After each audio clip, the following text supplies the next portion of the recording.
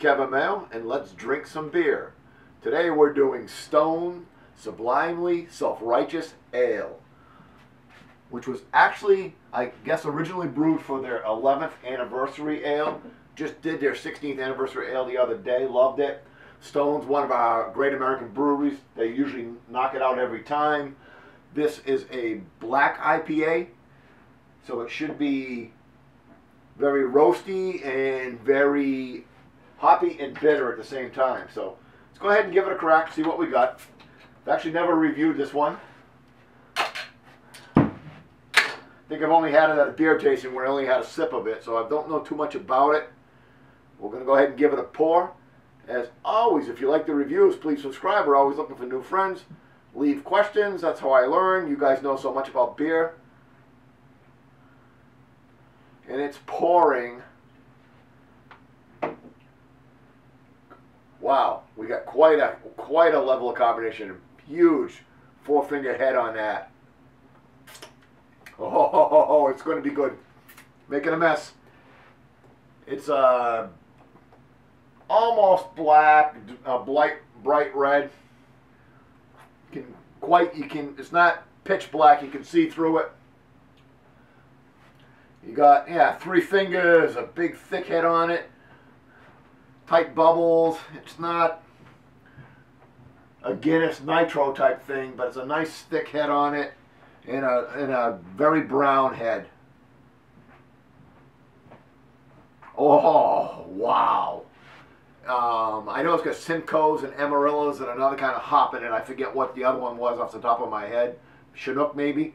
And you're feeling it, just a big blast of that citrus coming up through there.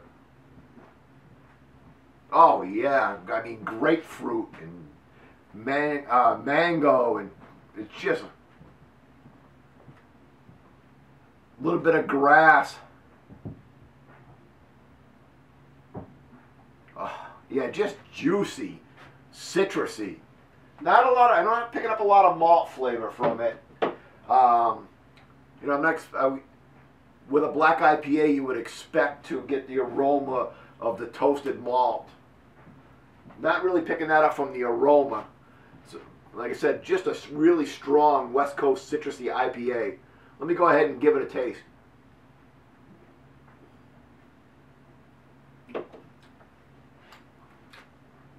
Oh, wow.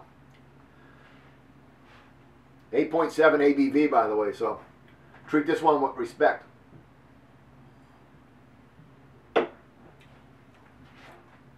First off, it's a very sharp astringent up front. It's a real crisp, and it's a real super strong bitter aftertaste. Really in the back of the throat. It's a 90 IBU in it, and you taste every one of those IBUs.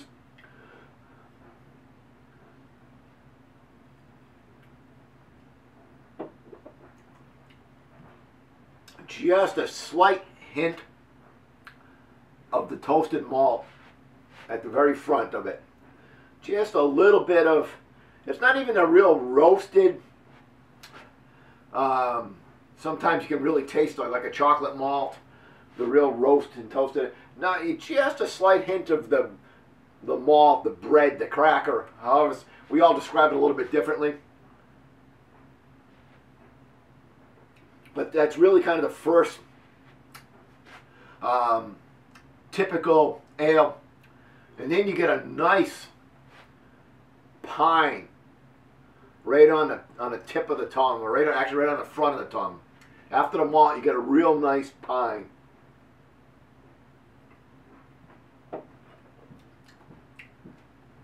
Ah, yeah, the pine, a hint of tangerine. This, my friends, is a good beer.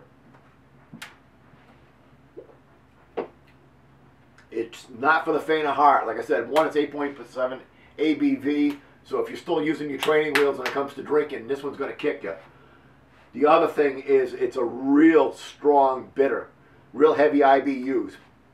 They're really knocking you on the songs with the aftertaste. So if you're just getting into IPAs, just getting into bitter, you're going to say, I don't like this one. If you're coming from just Pilsners and Lagers, this is going to be, this is not a craft beer for the faint of heart. If you're just getting into craft beer, don't jump to this. But, as Simon and Real Ale Guy said the other day, we tend to get jaded. We're looking for more and more flavor, where the Pilsners and the Lagers don't really thrill us as much anymore. Which really, in some respects, is wrong, because they're still good beers, but they don't have the complexity or the taste profiles that we start becoming used to. If you become used to those, this one's going to wake up your palate. I did the Imperial pint, so I'm not going to chug the whole glass before I come up with a final score. Ah, that's just so good. Again, the pine, the citrus. Ah. But I'm going to come up with a score at this point, and we're going to call this, we're going to say that this is a solid 92. So 92 out of 100. Lots of flavor profile in there. Drinkable. We got a little bit of bready malty up front. We got some pine in the middle. Then we got a hint of citrus, and we get just a nice wash of bitter afterwards. Very, very, very good. Very, very drinkable. It's not a sessionable beer. Let's sit around and have a chit chat, and we'll drink some beers and talk. This is really a beer to wake up your palate. If you're going to do one of these, I'd recommend you probably share it with somebody. In the meantime, though, till next time, keep drinking.